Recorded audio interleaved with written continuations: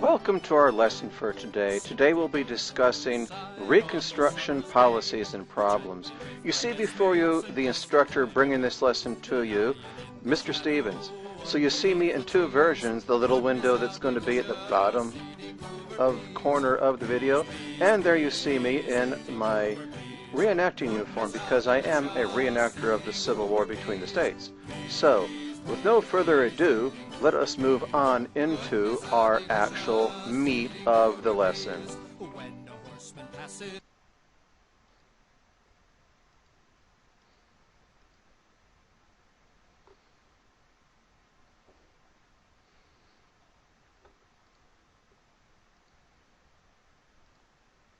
Okay, so here we see Reconstruction Policies and Problems. In a minute we're going to define what policies and problems are, so that helps you gain some understanding. But you see in front of you some things that you will be referring to in just a moment.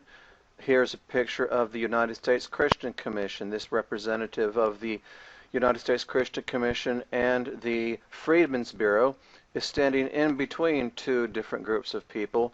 On one hand you have the angry former Southern soldiers, on the other hand you have the African Americans. Well, that was one of their jobs, this organization, the Freedmen's Bureau. Down here you see another one of the problems where two people, one wearing the hat CSA, as in Confederate States Army, and one wearing the hat KKK, Ku Klux Klan, were campaigning. It was a problem when they started to regain some power. And here you see a picture of Union soldiers in the streets of a southern town, beginning to exercise control over what was going on. And here you see a picture of a cover of a book that speaks about some of the early African Americans that were elected to office, political office, as in mayors, governors, state representatives, senators, and such like that. And then you see behind there a picture of a carpet bag. A bag made out of carpet that was used to carry people's goods. We'll talk about who that was in a minute. Policies and problems. Policy is a course of action that a government decides they're going to follow. One way to really understand it is think about policies that you have in school. The one example of a policy that we like to try to follow was students should be in class in time. Policy we'd like to follow, students shouldn't chew gum in class. It's a hard one to enforce, but it still is a policy.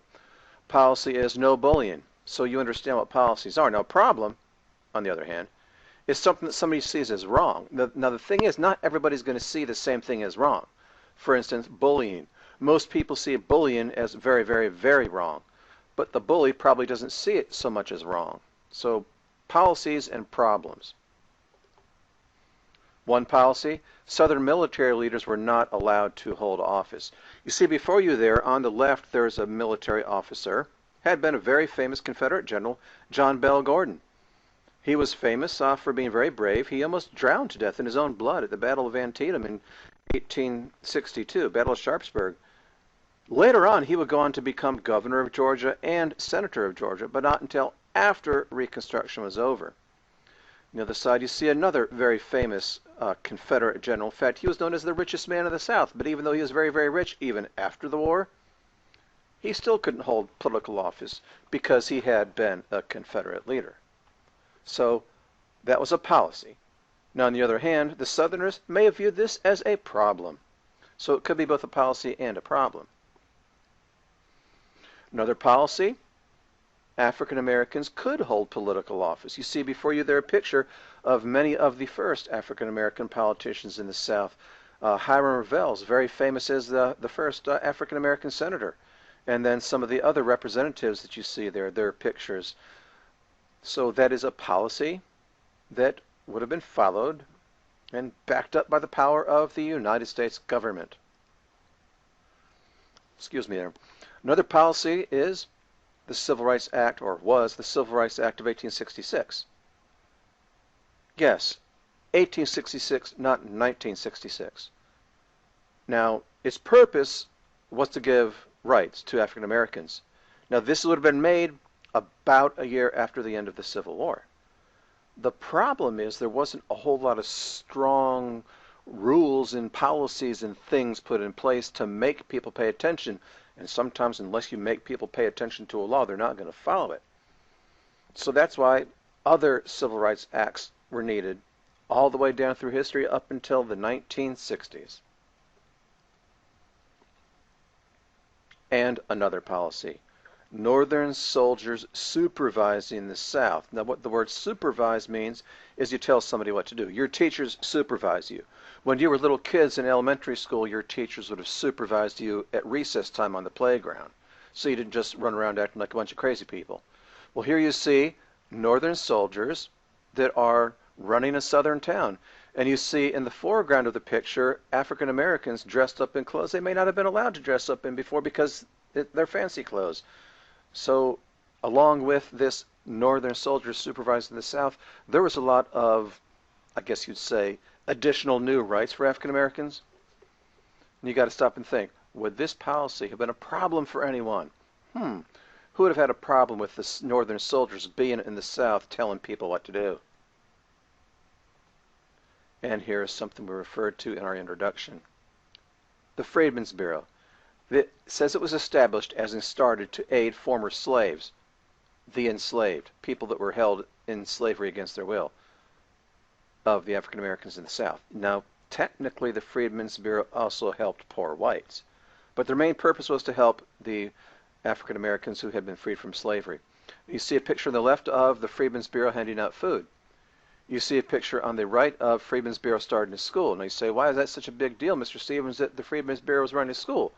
Well, you may have learned last year that African Americans during the days of slavery were not allowed technically to learn to read and write. And if you can keep somebody from learning to read and write and be intelligent, you can control them. So that's another reason why you guys really should learn all of your school messages and lessons. Another problem, corruption. Corruption as in doing dishonest things. Now you see a word here. Let me highlight it for you. Misuse of public position. People would get elected and they would misuse it to make themselves and their friends rich. There was people that came down from the north and they would start cooperating with people in the south, be they African Americans or whites, to take over businesses and take over government positions, then use those positions to gain more and more power. Now, of course, you can pause this video and read the entire letter. I'm not going to insult you by doing that. But I'm also going to go right here and point out one other things. And it says black Republicans were hardly immune to the lure of illicit gain. Now, back then, the people that were helping the slaves was the Republican Party in the North. They were the ones that made Reconstruction work. So they would work with inflated prices. Now, an inflated price is a price that's higher than what it should be.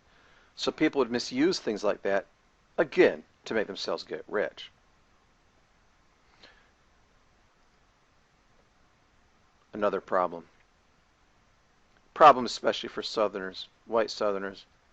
People called carpetbaggers would come down from the north to take control of various parts of government and businesses. And the stereotype was they came down and they carried all their goods back in what were suitcases of the time made out of carpet, hence the name carpetbag.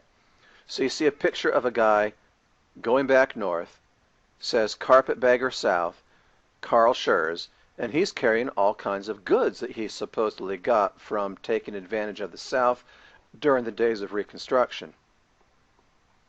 People didn't like that. White Southerners didn't like that. They also didn't like the white Southerners that cooperated with people like the carpetbaggers, and they called them scalawags. The main one you got to remember is carpetbaggers. And one of our last problems. People in the South, again, getting into this whole thing of points of view, how different people can see things different ways. One people can see it as a problem, and of course the other group can see it as a policy. So here you see white Southerners views some of these things, the Reconstruction policies of the North, as being harsh, mean to people in the South. The three main factors that they said motivated the radical, the mean Republicans that were running Reconstruction during this time period of the 1860s was revenge. They blamed the South for starting the war. They wanted to get revenge by grinding them into the dust. Then there was concern for the freedmen. They thought they had to be harsh to people in the South to protect the African Americans. To a certain extent, that was kind of true.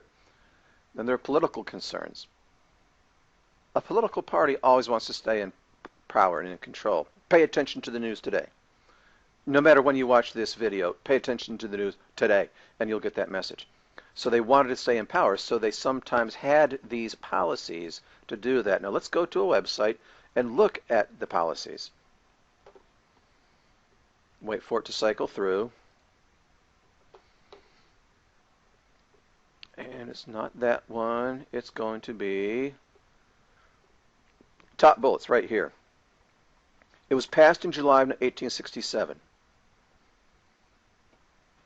The U.S. Congress was under the control of the radical Republicans. Again, we talked about who they were, the ones that were being really strong to get revenge against the South. They divided the South into 5 military districts. And you say, now why is that such a big deal?